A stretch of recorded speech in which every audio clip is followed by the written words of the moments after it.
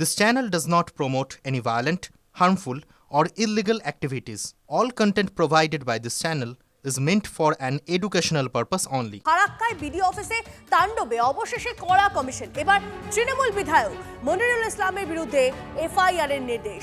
14 জানুয়ারি তৃণমূল বিধায়ক মনিরুল ইসলামের নেতৃত্বে বিডিও অফিসে তাণ্ডব চলে, আক্রান্ত হন micro observer. UEM Jaipur is a perfect target for prospective students aspiring for good jobs, good education with future-ready skills. অজ্ঞাত পরিচয় দুষ্কৃতীদের বিরুদ্ধে অভিযোগ দায়ের করেন বিডিওর অভিযোগের ভিত্তিতেই এফআইআর দায়ের করে 6 জনকে গ্রেপ্তার করে পুলিশ। এবার সেই ঘটনায় তৃণমূল বিধায়ক মনিরুল ইসলামের বিরুদ্ধেও এফআইআর করে জেলা শাসককে বিকেল 5টার মধ্যে রিপোর্ট দিতে বলল কমিশন।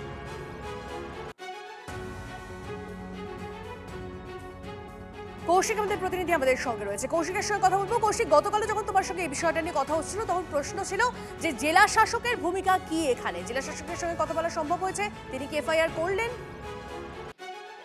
এখনো পর্যন্ত জেলা শাসককে যতবার যোগাযোগ করার চেষ্টা করা হয়েছে তিনি কিন্তু কোনো ফোনের উত্তর দেননি, এবং অপর প্রান্তে যখন আমরা ফারাক্কার বিডিওর সাথে কথা বলি তিনিও জানিয়েছিলেন যে তিনি কিন্তু এই যে কমিশনের যে নতুন নির্দেশ তিনি জানেন না। তিনি বলেছিলেন প্রথমে এফআইআর করা হয়েছিল, কিন্তু প্রথমে এফআইআর এর ক্ষেত্রেও কিন্তু আননোন হিসেবে এফআইআর করা হয়েছিল, সেখানে কিন্তু এমএলএ এর নাম ছিল না। পরবর্তীতে নির্বাচন কমিশন যে নির্দেশ দিয়েছে সেই নির্দেশ অনুযায়ী সন্ধ্যে 7টা পর্যন্ত কিন্তু পুলিশের আধিকারিকরা জানিয়েছিল, তাদের কাছে কিন্তু কেউ অভিযোগ করতে আসেনি।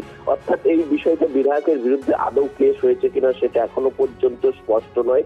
কমিশনে যতক্ষণ না পর্যন্ত জেলা শাসক অর্থাৎ জেলা নির্বাচন কমিশন জানাবে সেই বিষয়ে এত স্পষ্ট হবে না, কারণ যেভাবে এই বিষয়টি এড়িয়ে যাচ্ছে। এর আগে কিন্তু 2 আধিকারিকের বিরুদ্ধে নির্বাচন কমিশন কেস করার জন্য এফআইআর করার জন্য বলেছিল, কিন্তু ব্যবস্থা হয়নি। এখানেও কিন্তু যে বিধায়কের যে শাসক দলের বিধায়কের বিরুদ্ধে এই এফআইআর করার কথা বলা হচ্ছে, সেখানে কি আদৌ ব্যবস্থা দেবে সেই প্রশ্নটাও কিন্তু উঠতে শুরু করেছে। নজর রাখুন। ধন্যবাদ। মুখ্যমন্ত্রী নিজে অন ক্যামেরা বিধানসভার ফ্লোরে দাঁড়িয়ে বলেছেন ভোট এলেই শাহজাহানের পিছনে ওরা লড়বে। মুখ্যমন্ত্রী ঘোষিত গুন্ডাদের পক্ষে, এবং মুখ্যমন্ত্রী তার পুলিশ মন্ত্রীর কার্যকাল শুরু করেছেন কালীঘাট থানায় ঢুকে গ্রেপ্তার হওয়া লোকেদেরকে থানা থেকে বের করে নিয়ে যাওয়ার জন্য। অর্থাৎ যেই রাজ্যের পুলিশ মন্ত্রী ক্রিমিনালদের থানা থেকে বের করে আনেন, সেই রাজ্যে তার সৈনিক যারা আছে, একই স্কুলে তো দুরকম ছাত্র হয় না। মাস্টার যেমন তার ছাত্র তেমন হবে। বাঁশে ঝাড়ে বাঁশ, একই বাঁশে। গোটা ভোটের এই লিস্টের প্রক্রিয়াকে বিজেপি তৃণমূল একটা সার্কাসে পরিণত করেছে, আর সেখানে মাঝে মাঝে কোনো জোকারের উদয় হচ্ছে। কে বেরোচ্ছে, কে ধরছে, কে মালা পরাচ্ছে, এরা হচ্ছে অপরাধীদের আশকারা দিচ্ছে। আদতে মানুষের যে যন্ত্রণা, হাজার হাজার মানুষ যে এসআইআর শিকার হচ্ছে, লাখ লাখ মানুষ, তাদেরকে সব কাজ ছেড়ে দিয়ে এখন ডকুমেন্টস খুঁজতে হচ্ছে। এই জন্য বিজেপি তৃণমূল দুজনেই দায়ী। সম্পূর্ণ অ্যাডমিনিস্ট্রেটিভ বিষয়, সম্পূর্ণভাবে প্রশাসনিক বিষয়। এই মুহূর্তে এ নিয়ে রাজনৈতিক দলের তরফে কোনো মন্তব্য করব না। জাতীয় নির্বাচন কমিশন বিজেপির দালালি করছে, লক্ষ লক্ষ কোটি কোটি মানুষকে হয়রানির মধ্যে ফেলে দিয়েছে। মানুষের এই হয়রানির জন্য তো ইলেকশন কমিশনের কর্তাদের বিরুদ্ধে আগে আইনত ব্যবস্থা নেওয়া উচিত। এতগুলো মৃত্যুর দায় তো নির্বাচন কমিশনের, তাদের বিরুদ্ধে তো খুনের চেষ্টা, খুনের প্ররোচনা, তাই সেই সব ধারাগুলো দিয়ে মামলা হওয়া উচিত। আয়নায় মুখ দেখুক আগে নির্বাচন কমিশন। আর এটা পুলিশ কি করছে, এটা পুলিশ প্রশাসনের বিষয়, এখানে রাজনৈতিক মন্তব্য করব না।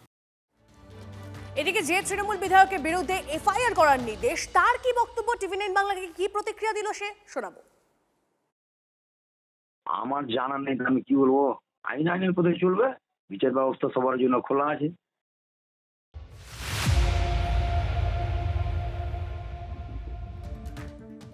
দেখুন, সুপ্রিম কোর্টের কড়া নির্দেশ ছিল এসআইআর পর্বে রাজ্যকে শুনানি কেন্দ্রে আঁটো নিরাপত্তার ব্যবস্থা করতে হবে, নইলে কড়া ব্যবস্থা। কমিশনার রাজ্যের ডিজি, মুখ্য সচিব ও কলকাতার নগরপালকে চিঠি দিয়ে একই কথা জানায়, সঙ্গে হুঁশিয়ারি আদালতের নির্দেশ অমান্য হলে ব্যবস্থা। দুঃখের বিষয় কি জানেন, এত কিছুর পরও রাজ্য নিরাপত্তা দিতে ব্যর্থ। তাণ্ডবের তালিকায় আরো একটা নাম, ইটাহার।